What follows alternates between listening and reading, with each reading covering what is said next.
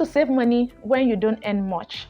Saving money in Nigeria can actually be like a means, however, it is possible. And this is what I mean. The key is strategy and not the size of your fund. So if you are interested in knowing how to save more money without stress, follow this account, like this video, and let's dive in. So number one step is to use 10 before 10 rule.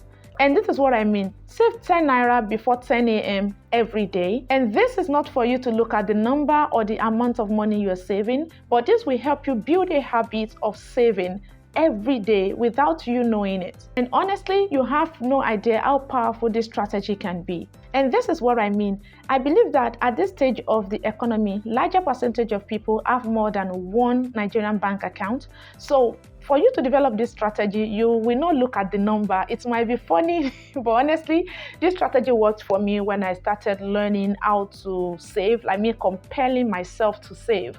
All you need to do is to have a particular account you don't usually touch. So maybe you send like that 10 naira every day before 10 a.m. or however it works for you. So if you say maybe 10 naira each day before the night or something like that, just find out a strategy that will compel you to be sending some money to that particular account. This is just a way of developing the habit of saving.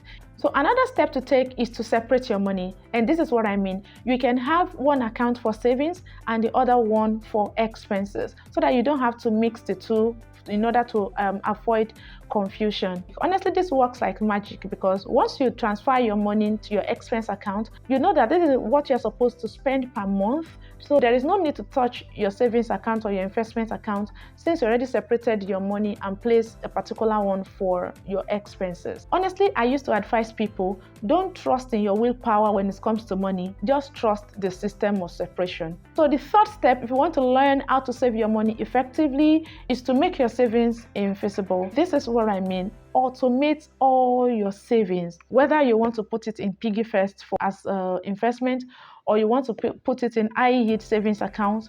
Automate your savings. Even there are some expenses that are monthly that you know that at the end of the day you are paying this particular amount. It is highly advisable that you already automate them. And thank God for all the fintech apps that we have nowadays, like PiggyFirst, Cowrywise, Rise, and all of that. So you can lock up your money in there because if you don't see it, of course, you will not spend it. The fourth step is to spend intentionally. And this is what I mean. Buy what you need and not what you want to post on Instagram because your needs override your wants. The fifth step is to increase your income. So let's be real. Take for example, if your salary is 50,000 naira and you are trying to save 5,000 naira every month. So now let's calculate it. How many 5,000 naira do you think you can save every month before you reach your financial goal?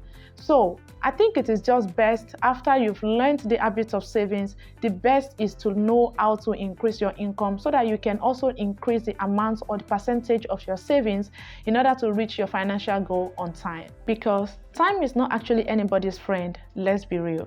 So in a nutshell, you have the power to control how you spend your money. And honestly, you've got more of that power, even more than what you think. So just be disciplined and set boundaries against unnecessary spending.